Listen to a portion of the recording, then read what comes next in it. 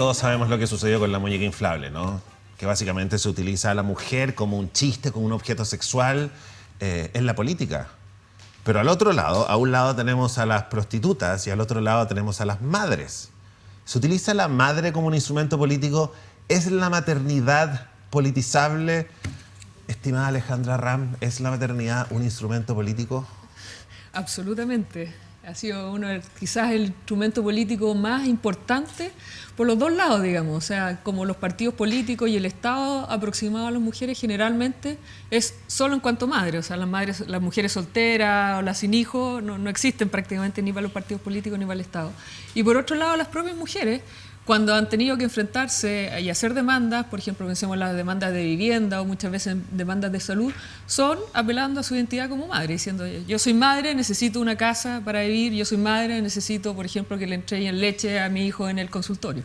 Perfecto, un aplauso para Alejandra Ram, nuestra invitada del día de hoy.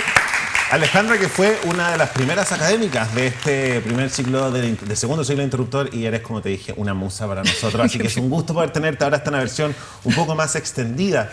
A ver, las madres se transforman en un instrumento político y cuando tú dices que no existe la mujer soltera, que no existe la mujer profesional, también uno podría decir, también.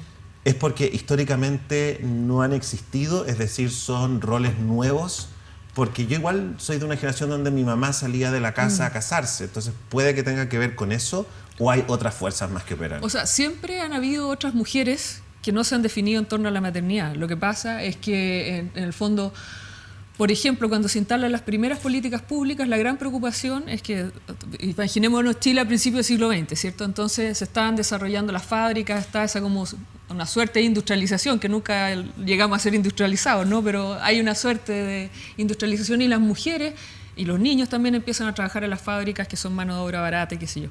Y ahí la gran preocupación es que la fábrica va a atentar contra la maternidad, o sea, la exposición de las mujeres a estar en las maquinarias y estar trabajando va a atentar contra la maternidad. Entonces, en realidad, nuestras políticas públicas surgen muchas veces por esa preocupación hacia la maternidad. Entonces, la mujer como madre empieza a concentrar toda la preocupación del Estado, ¿ya? Porque es, obviamente, ¿por qué como madre? Porque ahí está la reproducción de la población del país, digamos. Entonces, se empieza a dejar de lado otras posibilidades de las mujeres. Perfecto. A ver, primero, me gustaría que como que revisáramos cuál ha sido la historia de la participación política de la mujer acá en Chile. Porque en los años 40 la mujer obtiene el derecho a votar. Así es. Gracias al Partido Conservador. Así es. Como tú nos recordaste la primera vez que viniste. Así es. ¿Pero ha existido alguna otra legislación que ha sido un punto de giro importante para las mujeres desde el derecho a voto? O sea, eso es muy importante porque en el fondo el derecho, si tú piensas por ejemplo en las sufragistas, ¿cierto? Que pensemos sobre todo en Inglaterra o en Europa, ahí ellas lo que hicieron fue exigir el derecho a voto y exigiendo el derecho a voto se trataron de decir, oye, la mujer no es solo sinónimo de familia, no es solo sinónimo de ser madre, nosotros somos ciudadanas y tenemos un derecho a la participación política.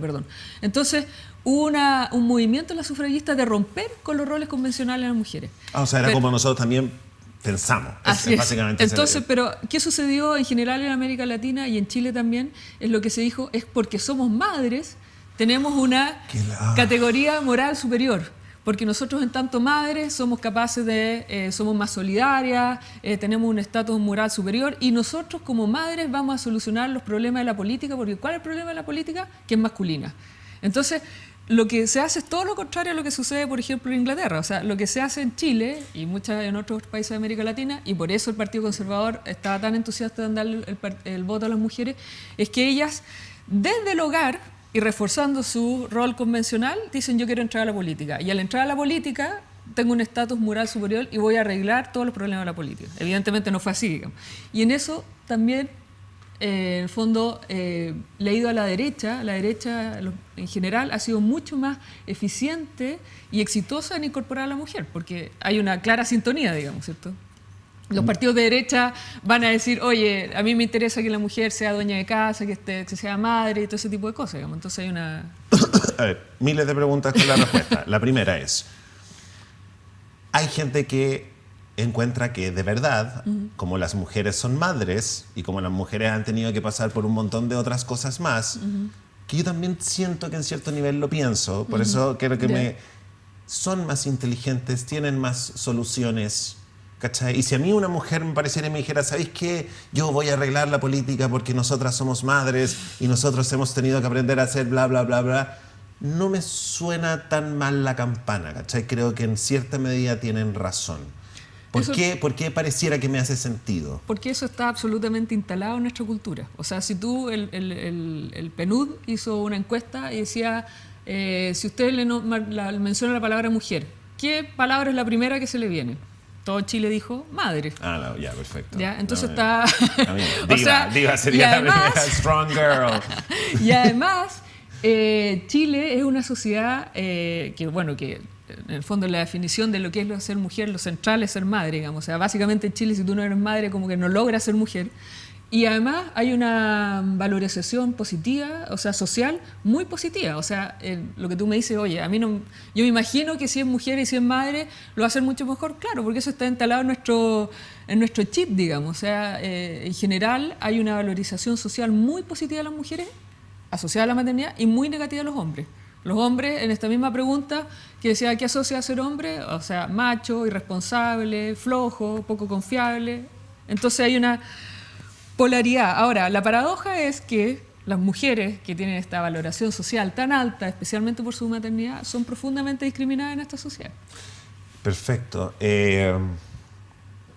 Claro, es que puede ser que a lo mejor... Es que no me quiero justificar, pero yo la veo primero como trabajadora. ¿Ya? Y que es una trabajadora que además tiene que hacerse cargo de algo como una trabajadora resiliente. ¿Cachai? Como que la maternidad le desarrolla una resiliencia que hace que a lo mejor esté mucho más preparada que un gallo que va a trabajar. ¿Sigo equivocado yo? No está equivocado. Lo único que estoy diciendo es que nosotros no somos ajenos a la sociedad en que vivimos, Okay, digamos. Perfecto. Y en ese sentido también hace mucho sentido lo que tú estás diciendo, porque efectivamente la versión de maternidad que predomina acá es una versión más bien católica, y que se ha secularizado. Yo creo que hoy día no tienes que ser católico, pero se ha secularizado y en ese sentido una versión de una maternidad sacrificada, ¿cierto? La imagen más fuerte está de la madre sola, que ella logra sacar a su hijo y que eso la hace ser una persona con muchas cualidades morales y con mucha fortaleza. Perfecto. Pero también está, eso es como un poco paradojal, porque claro, sin duda que una maternidad sacrificada si la mujer está sola criando los hijos. Claro, pero y también en ese argumento que cuando ellas dicen, las chilenas, que dicen como ya, entonces yo voy a exigir el voto porque como madre puedo arreglar la política, porque la política está masculinizada. Uno también podría decir como sí, la política está masculinizada. Absolutamente. Entonces ese argumento no es un argumento equivocado que las chilenas sufragistas presentan. Sí, pero no, o sea, ¿En qué estaría equivocado? Yo creo que hay una gran, o sea, esto que parece tan bueno, esta ya, cosa que es la idea, que nos parece tan fantástica, digamos, que la madre tiene un estatus moral superior y que le vemos una serie de cualidades que nos parecen que por ser madre se adquieren, ¿cierto? Esta fortaleza. En realidad es una arma de doble filo, porque significa que la exigencia moral hacia las mujeres es fuertísima y a la exigencia moral hacia los hombres es ninguna. Perfecto. ¿Qué quiere decir? O sea, si yo soy mujer y, por ejemplo, tengo más de una pareja sexual, es un escándalo. Si yo soy mujer y robo, es peor. Si yo soy hombre y robo, bueno, soy hombre. Soy irresponsable, soy flojo. Así son los hombres. Así son los hombres. O sea, si yo soy hombre y me mando a cambiar y dejo a mi hijo, bueno, es hombre, ¿qué le voy a pedir? Perfecto. La cantidad de mujeres que dicen, oiga, ¿y usted por qué no le pide pensión? ¿Qué le voy a pedir si no me dan nada? Entonces, eso es re complicado porque la exigencia en términos de responsabilidad y de muchas cosas hacia el hombre es muy laxa y para la mujer es muy fuerte. Entonces, es complicado. Ahora, si tú me preguntas personalmente, evidentemente las mujeres no tenemos ni un estatus moral superior por ser madres. Lo que sí, tenemos una vida mucho más fregada y más difícil, sí. Pero no es una cosa por la naturaleza de ser madres. O sea, es por el ser madre en la sociedad hoy día que estamos solas, digamos. Cuando tú dices que las mujeres y los niños entran a trabajar a las fábricas como mano de obra barata, y entra la preocupación de, entonces se va a poner en jaque la maternidad. Sí. Me llama la atención que el sector conservador, uno lo asocia al empresariado, no prefiera la mano de obra barata. Claro que la prefería. ¿No? Pero entonces, de que hay como un discurso incongruente, ¿no? Como quiero esta mano de obra barata, pero en el fondo voy a hacer políticas para que se quede en la casa, por ende estoy alejando la mano de obra barata. O sea, ahí había un conflicto, sin duda, estamos hablando del principio del siglo XX, había un conflicto entre los empresarios, por decirlo, y el mundo político. Que finalmente ganó el mundo político, digamos, porque efectivamente introdujo leyes sociales de protección a la maternidad. ¿Y qué significó? Sacar a las mujeres y a los niños, que eran mano de obra barata, de la fábrica. ¿Y qué quedó? Quedó el hombre trabajador. Y que más encima, el movimiento obrero exigió el salario familiar. Entonces dijo, oye, mi salario no es solo para mí, sino que es para mí y toda la familia. ¿Pero qué significó eso? Que la mujer y los niños quedaron en una situación de dependencia del hombre. Ok. Ahora, ¿por qué cuando llega esta idea del sufragio femenino llega traducido en madre y no en pensadora? Bueno, en el caso chileno, o sea, habían otras mujeres feministas, también hombres que decían, oye, no, acá es el tema de la ciudadanía, pero eran voces excepcionales, o sea, ponte tú la Amanda Labarca o figuras así emblemáticas, básicamente reproducían este discurso de empoderar la maternidad. Me imagino cómo las tienen que haber troleado en esa época, ¿no? Como en la Aurora de Chile, troleadísimas. ¿Sí o no? Tienen que haber sido, esas pobres mujeres tienen que haber aguantado una parte que Chile tiene que haber sido más chico todavía, ¿no? Bueno, sin duda, porque en el fondo en el fondo ellas decían eso, en cuanto madres yo tengo que, voy a aportar al mundo político, pero los que estaban no querían darle el voto a la mujer le decían, oiga, usted es madre, ¿qué es en la casa? Digamos, o sea, es un argumento que fue usado por los dos lados. Pero sí lo importante es que el Partido Conservador, con muy buen ojo, le dio el voto y en el fondo lo que logró fue ampliar su base política, pero no transformar la forma de ser política. O sea, lograron votos sin cambiar cómo funcionaba el Partido Conservador ni las cosas. A lo más crearon una sección de mujeres, que es la típica cosa, ¿cierto? Pero no le dieron, o sea, las mujeres no pasaron a ser las figuras de poder dentro del Partido Conservador, ni mucho menos. Digamos. Perfecto. Ahora, ¿ha habido otra legislación que tú consideres que ha sido fundamental? Aparte del voto a la mujer. Bueno, ahora vamos a ver qué pasa con la ley de cuotas, si efectivamente funciona o no. Entonces, la respuesta es que no ha pasado nada. Bueno, la única legislación positiva para la vida de las mujeres en este país ha sido la... Porque da la sensación... No, de legislación en general, dices tú. De legislaciones que sean tan importantes como... Lo que yo creo es que pasó una paradoja, porque en el fondo se pidió el derecho a voto y todas las mujeres lucharon mucho en este país. Bueno, finalmente se lo dio el Partido Conservador, que también tuvo un sabor agridulce, digamos, ¿ya? Pero eso no transformó la política, que en parte era una demanda muy importante, porque se decía, bueno, las mujeres vamos a ingresar en realidad las mujeres no ingresaron a la política. Fueron solo, se les permitió votar, pero no ingresaron, los partidos políticos no le abrieron las puertas, y si le abrieron las puertas fue solo a nivel de base, no a los cargos de poder. O sea, si tú ves hasta el día de hoy, las cúpulas de los partidos políticos son básicamente masculinas. Ahora, recién estamos viendo cambios, digamos, en realidad ahora ha habido harto cambio, digamos, ¿cierto? Tenemos el Partido Socialista, la Democracia Cristiana y ahora la UDI, con mujeres. Eso es una excepción, pero hoy día es el 2016. Ya, perfecto, pero... Eso es lo que quiero decir, que en el fondo ellos pelearon por el derecho a voto, pero que se logró el 49, pero las primeras elecciones presidenciales fueron el 52. No cambió la forma de hacer política en Chile, pese a que se le dio el voto a las mujeres. Ya, perfecto. Espera, es que ahí tengo que tocar eso, porque cuando tú te das cuenta de la situación en la cual está la mujer en este país, de hecho ayer hablábamos sobre que la mujer está en el lugar número 142 de 190 países, es más o menos así, entre la diferencia de la brecha salarial. Hemos hablado un montón de veces acá en el programa respecto de... Y tú te das cuenta que una cabra de... no sé, 16 años, va a tener la mitad de su vida bajo una presidenta mujer. Claro. Es más, una cabra de 12 años va a tener 2/3 de su vida bajo una presidenta mujer. Tú me nombráis a una mujer en la UDI, pero ¿qué pasa que terminamos con la foto de la muñeca inflable? Uf. ¿Cachai? Pero es que me gustaría que analizáramos ese off, porque ese off necesita análisis, porque es un off de qué fea la imagen, es un off de me di cuenta en el país en el que estoy viviendo y pensaba que estaba viviendo en otro, es un off de... ¿Cachai o no? Bueno, yo creo que aparte de la vergüenza nacional, digamos, que significa, yo creo que fue para todos los chilenos y chilenas, digamos, esto es Chile.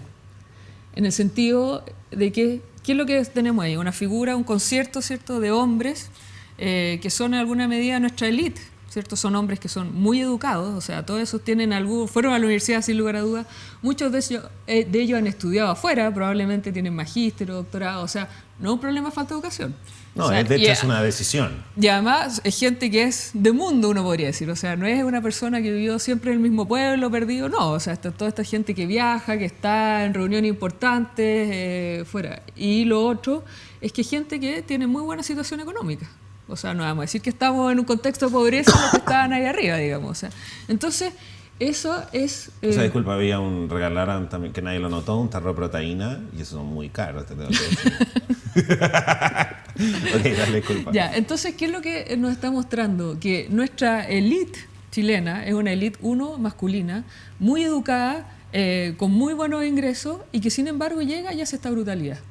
¿Ya? Entonces, ¿qué es lo que quiere decir? Uno, que el machismo siempre en este país se tiende a ver quién es el hombre macho, la imagen inmediata, un hombre de clase baja, ¿cierto? Porque él es el que toma, él es el que le puede pegar a la mujer, o sea, están todas esas imágenes como que alguien de clase baja. Aquí tú tienes a los hombres de clase alta haciendo este show, digamos, este escenario absolutamente sexista, digamos. Entonces, ¿es un problema de falta de educación? ¿Es un problema de falta de ingresos? No. La desigualdad de género tiene que ver con cosas que no se resuelven solo con mandar a la gente a la universidad y no se resuelven solo con que uno resuelva el problema de pobreza, sino que son cambios... la educación tal como está, no está atacando la desigualdad de género. Ya, pero es que a lo que voy es como cuando se decide regalarle una muñeca inflable, que más encima es importante destacar que a la muñeca inflable se le veía el agujero. Disculpa que lo tenga que decir, porque no es cualquier cosa. No, era ¿cachai? muy brutal, pues está toda la zona, ni siquiera era los órganos sexuales ahí, y además con la boca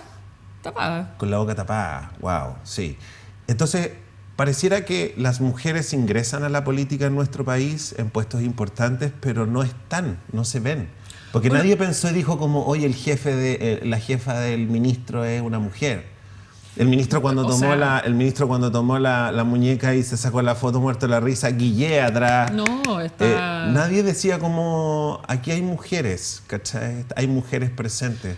O sea, es que ellos, creo yo, que ven a las mujeres no como sus iguales. O sea, nunca a nadie se le ocurrió, en realidad esto, así como me podría ofender a mí, podría ofender a las mujeres, digamos. O sea, ¿qué es lo que te está diciendo? Que la visión de nuestra élite y de los hombres, incluso de los más educados, de los más sofisticados, uno te está diciendo que el machismo no es una cuestión, no es un problema de pobreza ni de falta de educación. El machismo se da en las élites, sea en esta élite económica, en la academia, ¿para qué decir? Tenemos gente muy inteligente, muy intelectual. En la humanidad, O sea, entonces es un error pensar que es una cosa así. Y lo otro es que efectivamente muestra una naturalización de que la mujer para ellos no es un igual. No es, sencillamente no lo es. Es la madre, la santa madre, o es la prostituta, como decís tú, lo que sea, pero no está en un pie de igualdad que merece el respeto y la consideración que tendrían sí con un igual. ¿Y qué reflexionas del Twitter de Jacqueline Van Rieselbergher?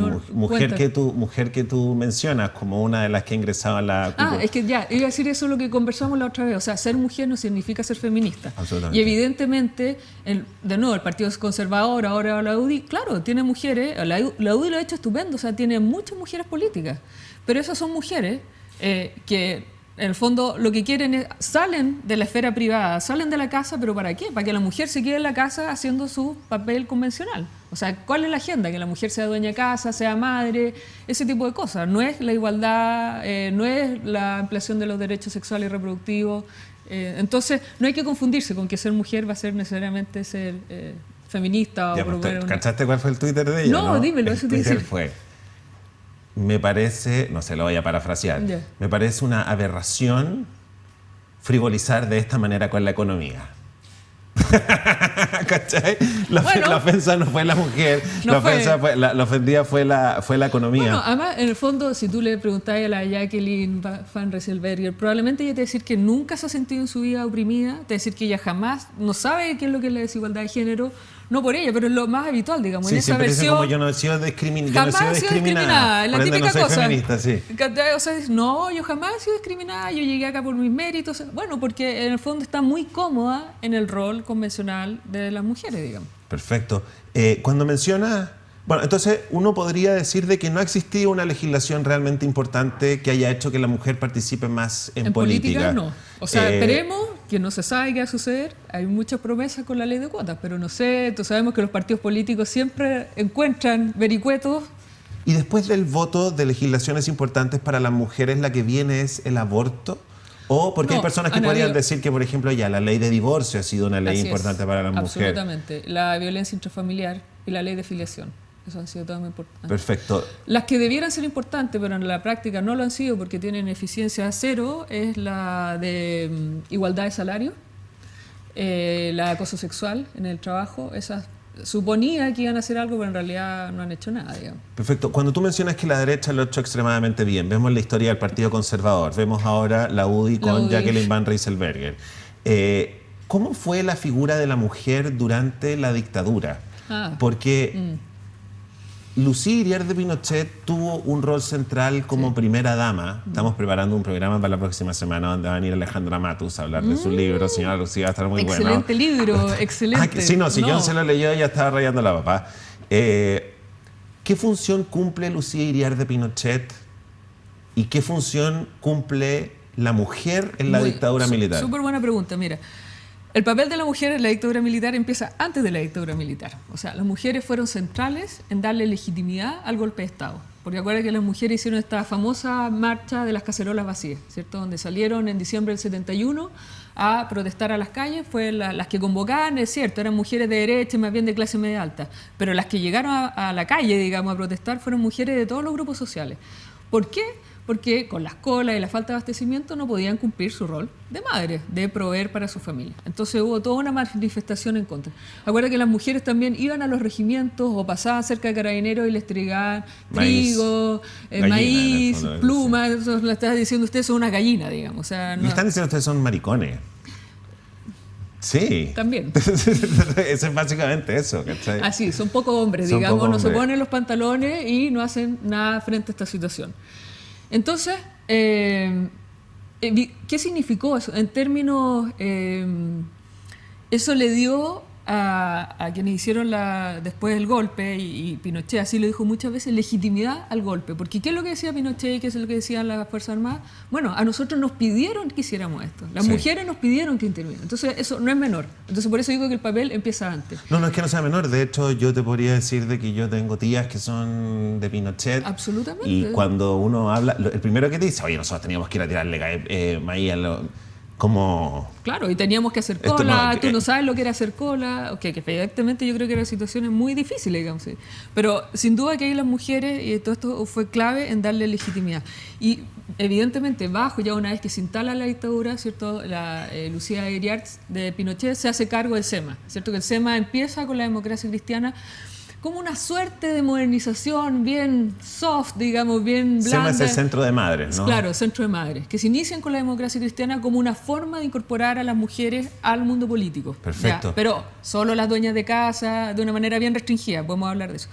Pero lo que hace después Lucía, en el fondo ella se hace cargo de SEMA y ya definitivamente lo instala como un lugar de reproducción de los roles convencionales de género, digamos. O sea, básicamente es que la mujer sea dueña de casa, que sepa hacer buenas comidas para mantener bien al marido, que sepa coser para que si no tiene plata para comprar pueda hacerse la ropa. O sea, la mujer de vuelta a la casa, que se deje andar leseando, digamos, que andar en la calle, que se saque los pantalones, que se ponga la falda, todo ese tipo de cosas. Ahora, me encantaría preguntarte si esto tuvo finalmente algún resultado o algún beneficio, pero tenemos que hacer una pausa comercial. Y vamos a hablar, nos queda todavía mucho más, quiero que hablemos un poco de cuando se habla de por qué el mundo está eligiendo gobernantes mujeres y un montón de temas más. Comenten el programa con el hashtag El Interruptor, suscríbanse a nuestro canal de YouTube, donde están activados todos nuestros programas y nuestro grupo de Facebook, hashtag Otro Público. Seguimos hablando con Alejandra Ram de Maternidad Política aquí en El Interruptor de día, que está muy bueno.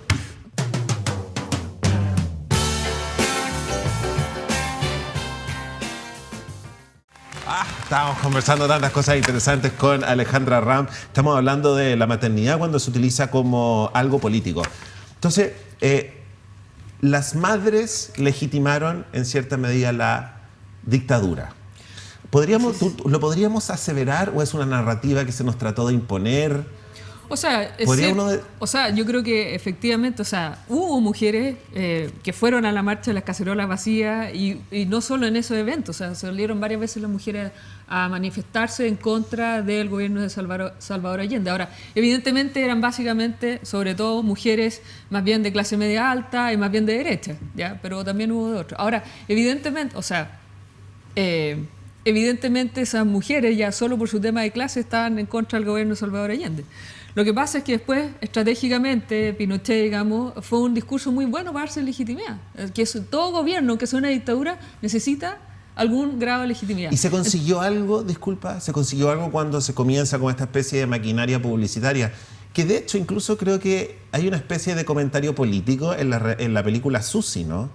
¿Ya? De hecho, creo que el personaje Susi es una niña que se viene de provincia sí. y protagoniza una campaña de madre, ¿no? De mujer, que es como una campaña maternal y queda embarazada y tiene que abortar y ese es como finalmente como el telón de fondo, ¿cachai? Lo que ocurre mientras Susi hace una de estas campañas para el gobierno. ¿Se consigue algo? ¿Se consigue un gobierno autoritario haciendo campaña para que la mujer vuelva a la cocina? ¿Resulta? Bueno, le resultó, digamos. O sea, bueno, resultó uno porque prohibió los partidos políticos. Entonces, las pocas mujeres que habían en partido político, igual que todo el mundo. Pero sucedió algo paradojal también. Sucedió que como se prohibió la política formal, las mujeres pasaron a ser actores políticos centrales. Acordémonos de fondo, ¿quiénes fueron las primeras que salieron a la calle y decir, oye, ¿dónde están los detenidos desaparecidos? ¿Qué pasa con la tortura? Fueron mujeres. Y en alguna medida, de nuevo, por esta santificación de la maternidad, no vamos a decir que no las maltrataban, pero tenían, en el fondo, el mundo político les daba menos relevancia, entonces fueron menos perseguidas en alguna medida, aunque también las persiguieron bastante. Entonces, como que la dictadura podía tolerar a las mujeres en la calle protestantes, como no podía tolerar quizá a otros grupos. Entonces, estas mujeres salen, y de nuevo, ¿por qué salen? Como madres, porque dicen, a mí, en el fondo, me han detenido desaparecido a mi marido, a mi hijo, en el fondo, la figura central de la familia. Y también va a ser las mujeres, bajo la dictadura, las que van a organizar, por ejemplo, las ollas comunes. Ahora, de nuevo, en su rol convencional, porque en el fondo tienen que asegurar la sobrevivencia de su familia. Entonces, había la crisis del 82, ¿cierto? Una crisis brutal, una tasa de desempleo altísima. Entonces, ¿quiénes tienen que preocuparse por velar por la sobrevivencia de su familia? Las mujeres, y organizan las ollas comunes. Entonces, hay este esfuerzo formal, esta prohibición de la política formal, efectivamente se cortan los canales de participación, no solo para las mujeres, sino que para muchos actores. Pero, paradojalmente, como las mujeres son un actor no político clásico, sino no es el hombre, digamos, no es el obrero trabajador, no es el del sindicato, no es el del partido político. Ellas encontraron ahí un espacio donde fue muy fuerte el movimiento de mujeres bajo la dictadura. ¿Y cuál es tu opinión al respecto de esto? Porque no vemos grupos de padres. Vemos, ponte tú, las madres de la Plaza de Mayo, claro, las madres de los detenidos desaparecidos, pero no existen los padres de la Plaza de Mayo. Entonces, claro, me hace mucho sentido cuando tú dices como si el rol de la madre está totalmente santificado, tú no podís tirarle guanacos a las madres. O sea, les tiraban, no hay que ser tan... Claro, pero es más como, le tiraron a las madres, no a los estudiantes, ¿cachai? Claro, está más permitido tirarle a los estudiantes que a las madres. A eso me refiero, es como, sí, como aquí ya hay un límite, porque son madres y hay que cuidarlas. Pero si finalmente yo estoy frente a una ola conservadora que me ve a mí únicamente como madre, y digo, ya, pues voy a usar y voy a salir a protestar como madre. No me respetan tanto, entonces... ¿Cachai? Absolutamente. Pero eso tiene un costo finalmente, extenderle el alma al diablo a la larga. Así es, Dale. Yo creo que sí. Porque en el fondo es una situación media dramática, porque como la mujer se rehúsa a ser madre, en el fondo la única vez que a la mujer se le escucha en el mundo político es cuando habla desde eso. Cuando la mujer es un actor político, o sea, legitimado en términos políticos, es cuando es mujer madre. Cuando ella puede hablar, no sé, de vivienda, de salud, de criar a los niños, perfecto, puede hablar. Usted es mujer y tiene algo que decir. Pero si vamos a hablar de economía, no. Panel de hombre. Para el otro es panel de hombre todo el rato. Absolutamente. Entonces, ¿y cuál es vender el alma al diablo? Que finalmente, por ejemplo, tú quieres avanzar los derechos sexuales y reproductivos, una muralla. No hay cómo.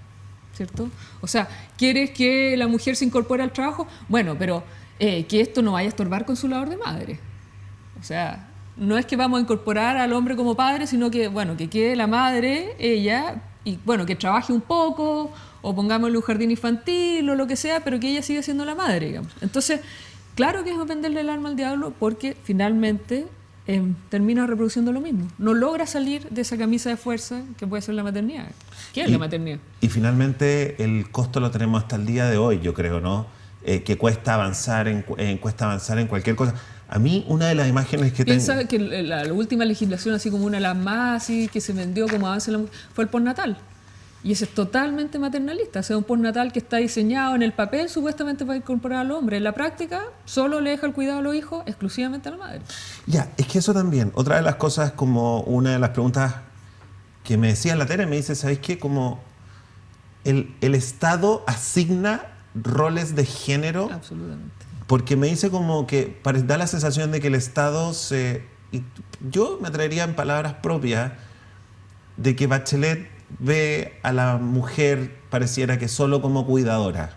Tengo la sensación que ahora en este último año Bachelet está más feminista, así como más, ¿cachai? Pero antes era como como madre, como salacunas, como a la mujer le vamos a poner salacuna, y la Tere me decía, las salacunas no son para las mujeres, ¿cachai? Me decía, la salacuna no es un beneficio para las mujeres, pero lo es en rigor. Sería como... O sea, en una sociedad como la nuestra, que es convencional, y que en la práctica son las mujeres las que se quedan solas con los hijos, claro.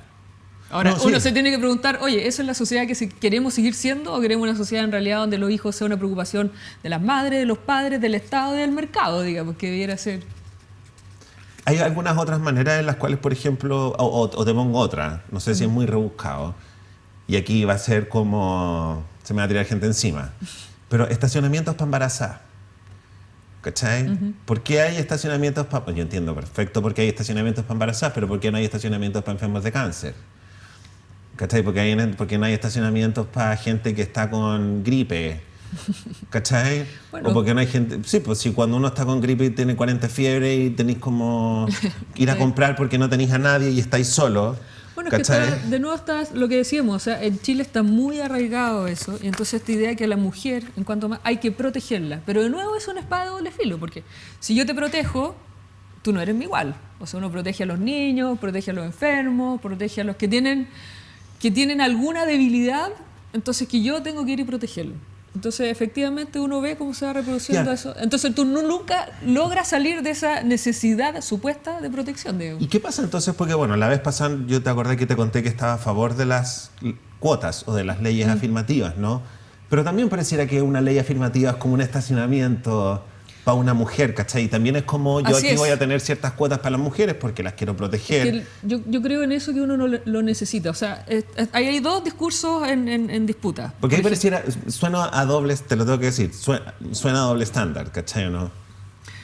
Puede que, a ver, lo que yo veo en eso es que en el fondo, si yo digo, que es el típico discurso que está instalado en nuestra sociedad, ¿cierto? No, aquí por mérito.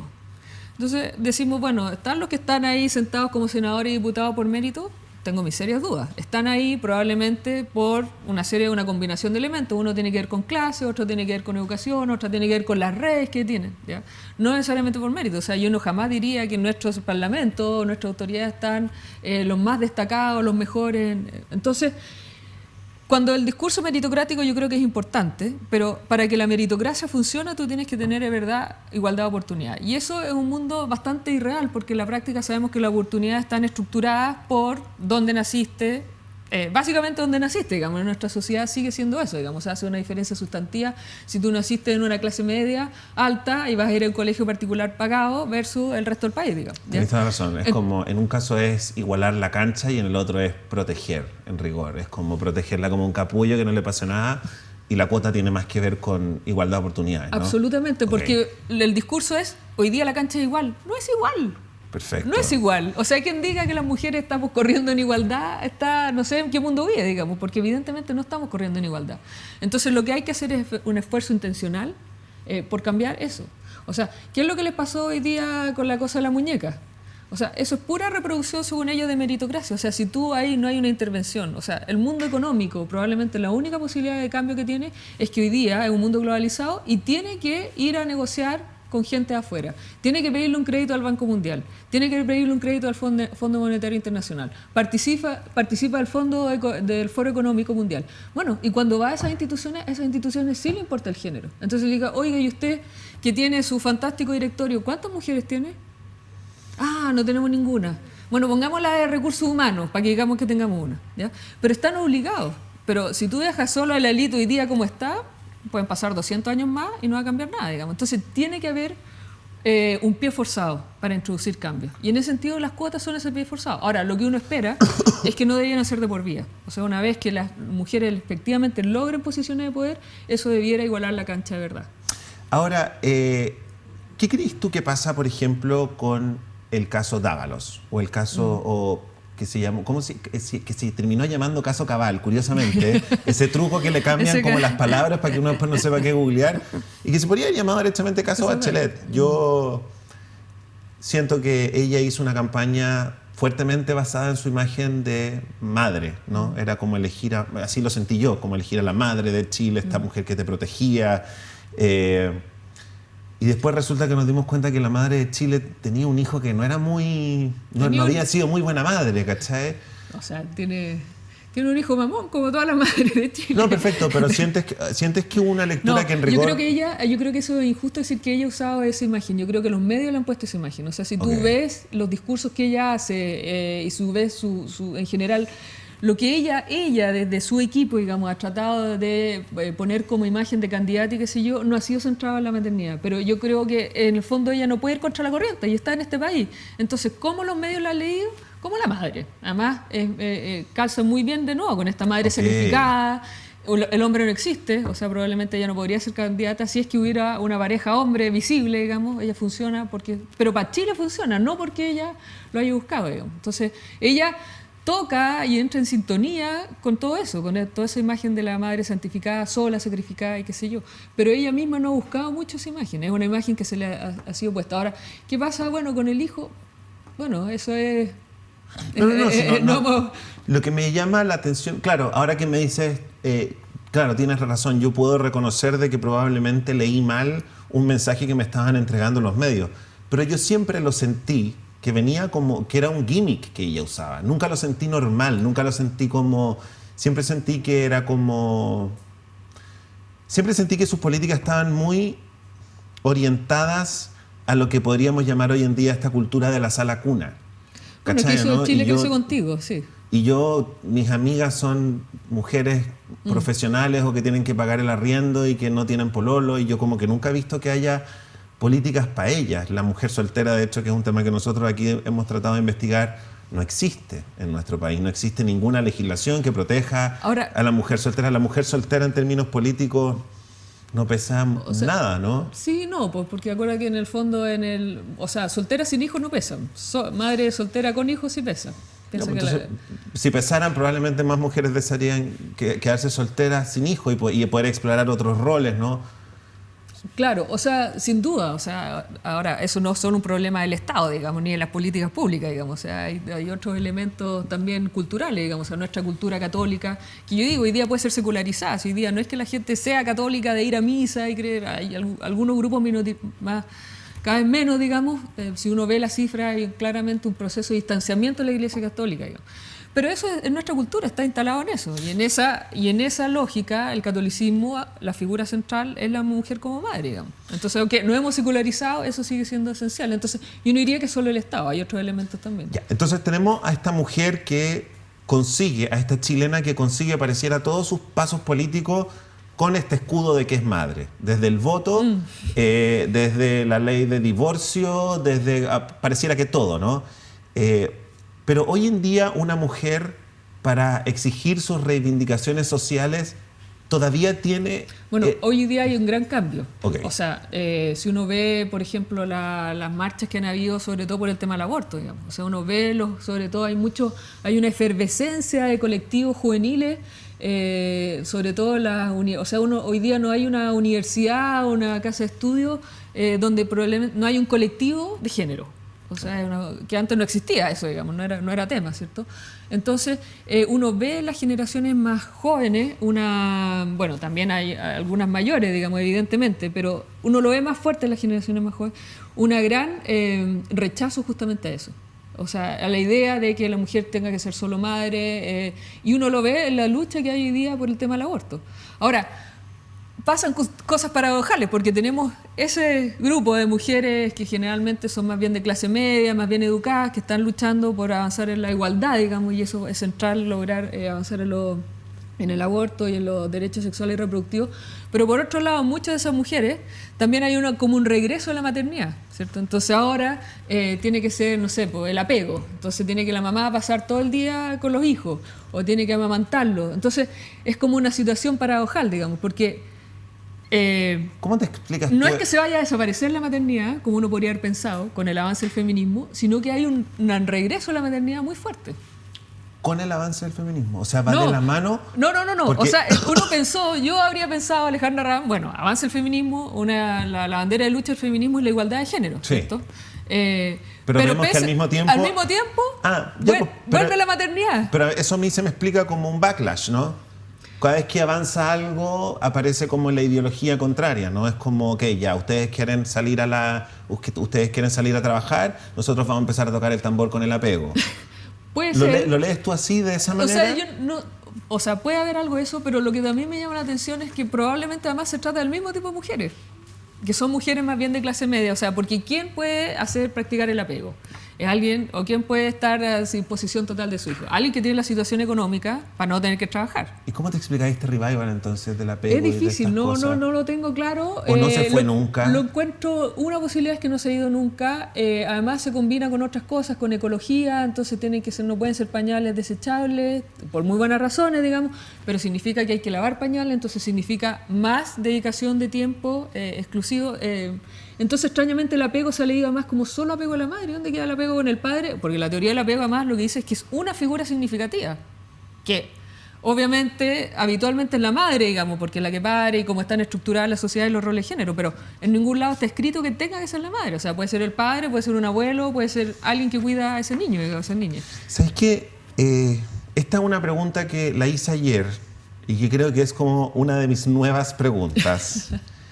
Que es que si el tema en términos como de la maternidad política, el tema central que yo considero, uno de los temas centrales, tiene que ver con la división de las tareas hogareñas. Es fundamental. Yo no creo que es el principio. Pero me siento, cuando pongo el debate, siento que existe una trampa porque suena como un debate tonto. ¿Cachai? Como un debate que yo digo que es como de Vértigo de Canal 13, como los hombres dejan la tapa arriba, ¿cachai? ¿No? Como, sí o no, es como, porque si vamos a hablar de la división de las tareas del hogar, tenemos que hablar del water, tenemos que hablar de quién hace la cama, tenemos que hablar de quién hace el aseo profundo, probablemente vamos a tener que entrar a hablar de cuántas horas me demoro haciendo la cocina, y es un debate político, pero en su forma parece de matinal. De un mal matinal. Y yo me pregunto cómo tenemos un debate de la división de las tareas hogareñas serio. ¿Cómo podemos tener un debate de una candidata, de Evelyn Matei, si fuera candidata presidencial, con Alejandro Guillé? ¿Me entendí o no? ¿Cómo hablamos de quién hace el water? Bueno, es que eso yo creo que tiene que ver con qué tipo de sociedad queremos. Eso es como fundamental, digamos. O sea, la lucha por la igualdad de género es una sociedad, en el fondo una utopía, en el sentido que no es una sociedad que hoy día existe. Mucha gente dice, ya, pero la cosa de las mujeres ya está. Si ya las mujeres ya trabajan, ya votan, ya qué más quieren, digamos. Pero en la práctica no es así, digamos, porque efectivamente todos los costos de ese trabajo no pagado son llevados por las mujeres. Ahora, ¿qué es lo que ha sucedido? Que las mujeres nos hemos ido incorporando al mundo de los hombres, ¿cierto? O sea, hemos accedido a la educación, hemos podido votar, tenemos ingresos, o sea, hemos ganado autonomía y hemos ingresado a la esfera pública, ¿cierto? Pero no ha sucedido al revés. Y eso es re complicado, porque en el fondo, ¿qué significa el trabajo no pagado? O sea, ¿qué significa el trabajo pagado? Que es donde hemos accedido a las mujeres. Significa reconocimiento social, significa autonomía, ¿cierto? Económica, significa redes sociales. Significa, o sea, hoy día en una sociedad uno quién es el trabajo que hace, ¿cierto? Y ser dueña de casa no tiene ningún reconocimiento. Entonces, el gran problema es cómo hay que hacer que los hombres, digamos, entren a un mundo que tiene cero reconocimiento social, que no les significa ingreso, que no les significa autonomía, que te quedas aislado socialmente porque terminas hablando de pañales con guagua y niños, digamos, y si juguetes. Y si te quejáis de que habláis todo el día de pañales, te apuntan más con el dedo todavía. Más encima, entonces re complicado, digamos, porque en el fondo ha sido un costo que ha sido sobrellevado por las mujeres y en el fondo es difícil cómo cómo tú logras que alguien quiera participar del costo. Ahora, cuando vemos esta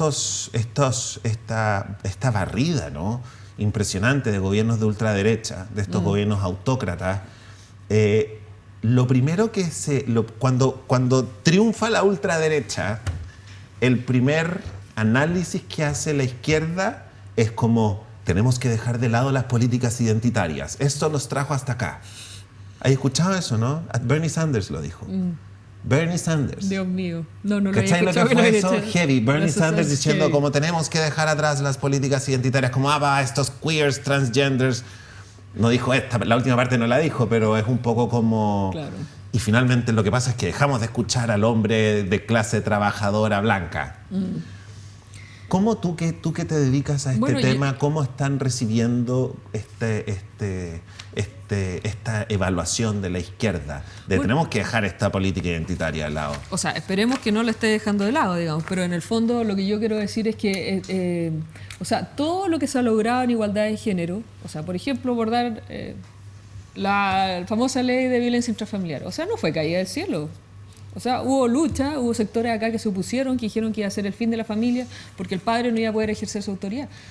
Ahora que aparece una obviedad, la ley de filiación, que dice que los hijos son iguales, tienen los mismos derechos nacidos fuera de heavy, yo me acuerdo. Estuvo 7 o 6 años en el Congreso discutiéndose de nuevo la ley de divorcio, que ahora de nuevo nos parece... O sea, el penúltimo país del mundo en tenerla. Bueno, y aborto, ¿para qué decir? O sea, es increíble que hoy día sea el nivel de debate que hay cuando es algo que en realidad...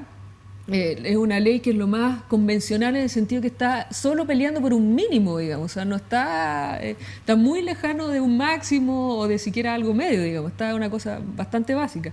Entonces, ¿qué es lo que quiero decir? Que en el fondo estas son luchas. Y en el fondo hay gente que obviamente está del otro lado en esta lucha, digamos. O sea, no es una división entre hombres y mujeres, sino diría quienes buscan la igualdad de género y quienes quieren conservar los privilegios que tiene evidentemente hasta el día de hoy la masculinidad. Y eso tiene momentos de avance y tiene momentos de retroceso. Sí. O sea, la lucha del feminismo siempre muestra que es un paso adelante y muchas veces puede ser otro para atrás, a veces peor, un regreso más grande. Entonces, y sabemos que estos discursos nacionalistas que van, pro natalidad.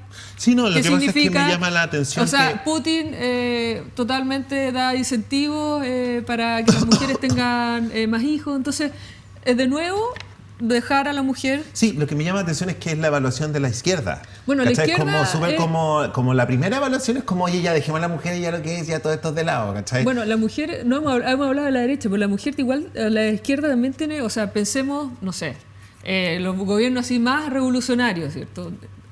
Alguna medida, el primero fue con Frey, ¿cierto? Que establece los SEMA en Chile. Bueno, pero era una revolución de ¿qué? Que la mujer en el fondo tuviera cierta participación, pero apoyando al hombre, digamos, ¿cierto? Que la figura era básicamente el campesino, que ese era el que hace la reforma agraria, digamos, ¿cierto? Entonces, un rol, pero hablaba de roles de género complementario, o sea, como que de alguna manera el hombre no podía llegar y maltratar tan brutalmente a la mujer. Pero después, incluso en Allende, bajo la Unidad Popular, Allende no planteó la igualdad de género ni mucho menos. O sea, lo que levantó como figura es la mujer trabajadora, pero madre. Entonces, eso sigue siendo algo que pesa. Entonces, es que no nos metamos ahí porque si no nos van a tirar. No me lo digas a mí. Oye, espérate que se nos acabó el programa, Alejandra, ¿cómo? Nuevamente. El doble, pero está bien porque sí, el próximo año tenéis que venir varias veces más. Fantástico. ¿Y sabéis qué tema quiero hablar contigo? Justamente cuando se postula la revolución, ya sea de derecha o de izquierda, en la revolución significa una deconstrucción y volver a construir. Y cuando necesitamos construir, necesitamos al macho, no a las mujeres y a los gays. Es un tema muy interesante y me gustaría discutir contigo. Bueno, piensa lo que pasó con la Revolución Cubana. ¡Ay, no nos metamos ahí, Alejandra, que nos van a sacar del aire! Bueno, Alejandra, la gente de Óptica Bahía ha querido enviarte estos anteojos. Ah, pero qué fantástico. Tú Muchas tienes gracias. mucho estilo, así que si no son de tu estilo, nos puedes ir a cambiar porque tienen de muchos estilos. Fantástico. De verdad, nosotros te sentimos súper cercana al programa, te utilizamos como ejemplo para las cosas que queremos lograr, así que espero que el próximo año estés también con nosotros. Fantástico. Muy cerca también para poder profundizar un montón de cosas encantada. más. Muchas gracias. Un aplauso para Alejandra Ram. Chicos, yo los dejo invitados para que se suscriban a nuestro canal de YouTube, El Interruptor de Vía X, nuestro grupo de Facebook, #OtroPúblico. ¿Qué más? Comenten el programa con #El Interruptor y el lunes vamos a tener a Kevin y Carla aquí en el programa, así que va a estar muy bueno. Cuídense, los quiero mucho. Chao, chao.